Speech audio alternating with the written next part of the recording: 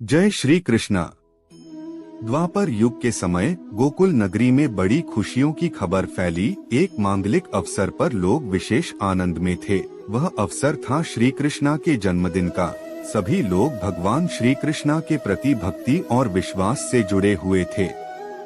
एक गरीब परिवार में रहने वाला लड़का रामू भी उनमें से एक था। अपने नगर के बड़े मंदिर में जाने की इच्छा रखने वाला रामू अपने गरीब परिवार की वजह से वहां जाने में असमर्थ था। फिर भी उसने मन बनाया कि वह भगवान श्री कृष्णा की पूजा करने के लिए घर की छत पर एक छोटी सी मूर्ति बनाएगा। श्री कृष्णा के जन्मदिन के दिन उसने छत पर खड़े होकर मूर्ति को पूजा करना शुरू किया। वह जी भर कर भगवान की भक्ति करता था। धीरे धीरे लोग उसके पास आने लगे और उसकी इस निस्वार्थ पूजा को देखकर सभी उदारता से उसे मिले। इस कथा से हमें यह सीख मिलती है कि भगवान के सामने समर्पण और भक्ति की महत्व होती है।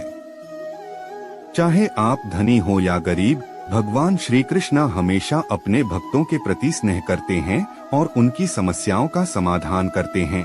हमें सरल और सच्चे मन से उन्हें भक्ति करना चाहिए और अपने कर्तव्यों को सच्ची ईमानदारी से निभाना चाहिए। भगवान श्री कृष्णा की इस कथा ने हमें यह बताया है कि भगवान सभी को समान देखते हैं और उनके सामर्थ्य और अच्छाई का साथ देते हैं। आइए अब हम जानते हैं इसी तरह से भगवान श्री कृष्ण ने अर्जुन की सहायता कैसे की। द्वापर युग में एक दिन महाभारत के महान युद्ध के पहले दिन धर्मराज युद्ध भूमि के बीच खड़े थे। विवादों और विरोधों के बावजूद उन्होंने अपने परिवार के लोगों को भी देखा, जैसे अपने गुरुओं, चाचा, मामा, दोस्तों और रिश्तेदारों को। पांडवों के महान योद्धा अर्जुन और एक महान धनुर्विद्या गुरु द्रोणाचार्य, जिनके हृदय में विचलितता का आभास हो रहा था।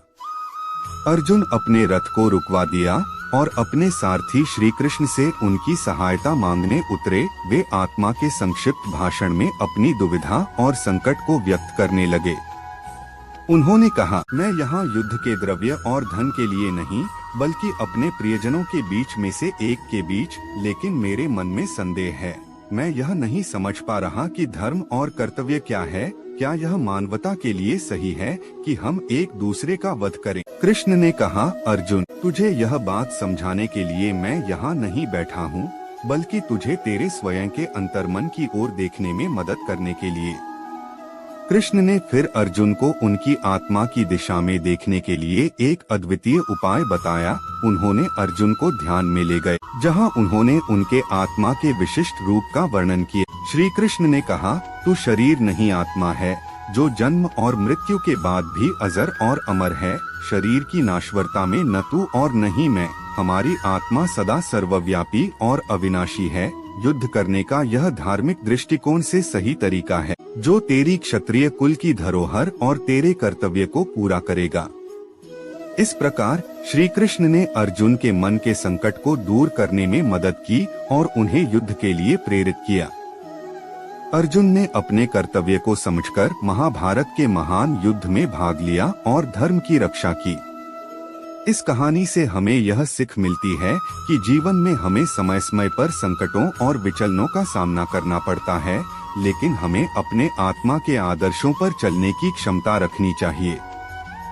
श्री कृष्ण की मार्गदर्शन से हमें अपने कर्तव्यों का पालन करने की महत्वपूर्णता समझ में आती है और हम अपने जीवन के सभी पहलुओं में सही दिशा में बढ़ सकते हैं।